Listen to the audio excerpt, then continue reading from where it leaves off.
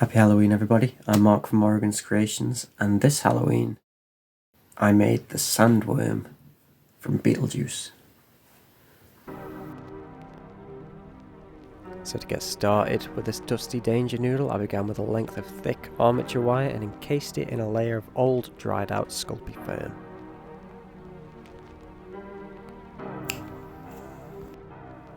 I was sure to mix in a lot of Sculpted clay softener and run it through my pasta machine to revive it and prevent me from having to throw it away. So this is a pretty plain looking earthworm, so it's time to add some detail using a variety of sculpting tools I've collected over the years. One of which being this screwdriver. Which, yes, I am classing this as an eye poker and not a screwdriver.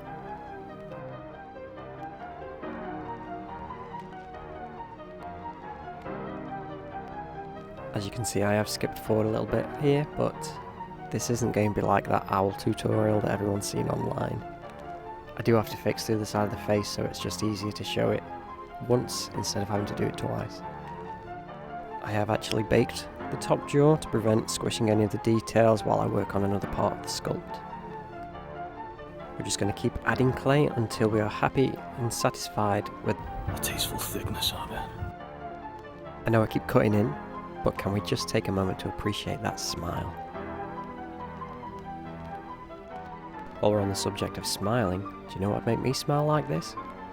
If you went down below the video, liked, commented, and subscribed. Thanks.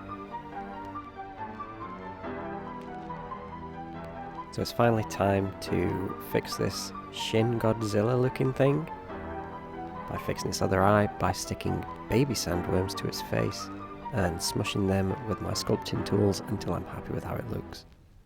I tend to use the edge of my tool just to refine the lower eyelid. Here I am painting on a layer of Sculpey softener just to get rid of any tool marks and fingerprints that may have accumulated on the face. So it's time for a little trip to the barbers. We're going to cut down that beard just a little bit, and we're going to take a little bit off the back and the sides.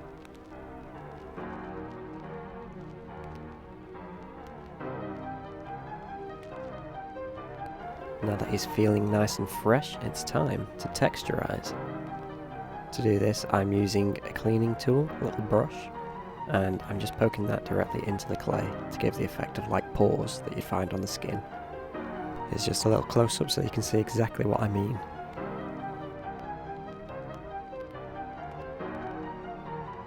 Next, I'm using the textured part of my sculpting tool, effectively my carving tool to be honest. I'm just rolling this along the surface. This will give the next layer of clay something to stick to. I could have used Sculpey glue, I think it's called, or is it Bacon Bond? I could have used that, but I felt that this texture worked a bit better. I then made him a little onesie, texturized that too. It's going to be showing you wrapping it up now. I did actually burn him in the oven.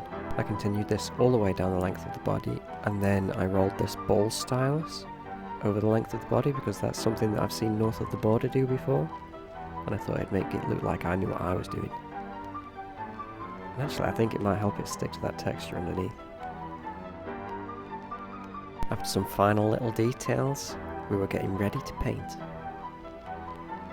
I decided to paint him the same way I paint all my models. I primed him in black and then dry brushed some Dawnstone over the top, just to help pick out some of them details. I then painted a layer of Bugman's Glow just to the skin, just so there was a little bit of warmth under there so you can see that this thing was alive. I did take a couple of coats of this, but it really helped it pop. Next I used Pallid Witch Flesh over Bugman's Glow, just so that I could brighten it up a little bit, make the transition a bit easier instead of painting straight over black.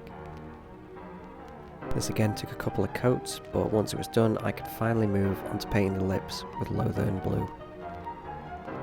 I then took another layer at the source material and realised I should have been going more for this Gauss Blaster green, so I started to mix that into the Lothern Blue, just to highlight up to it a bit. To make the darker areas around the eyes, I mixed in some Athonian Camo shade.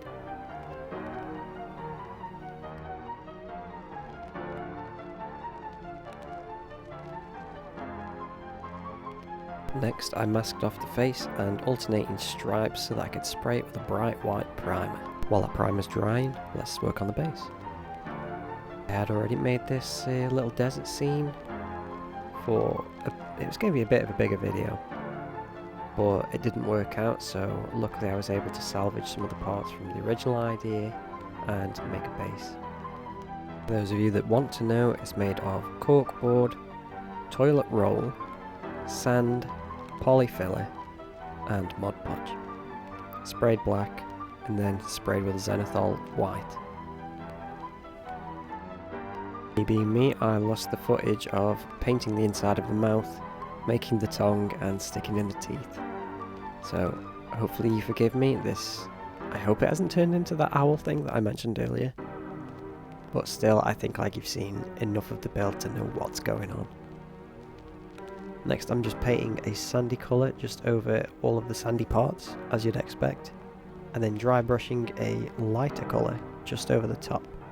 Finally I painted the base rim black, covered that unsightly armature wire that's sticking out on that left, and called it done. Whoa. Sandworms. You hate them, right?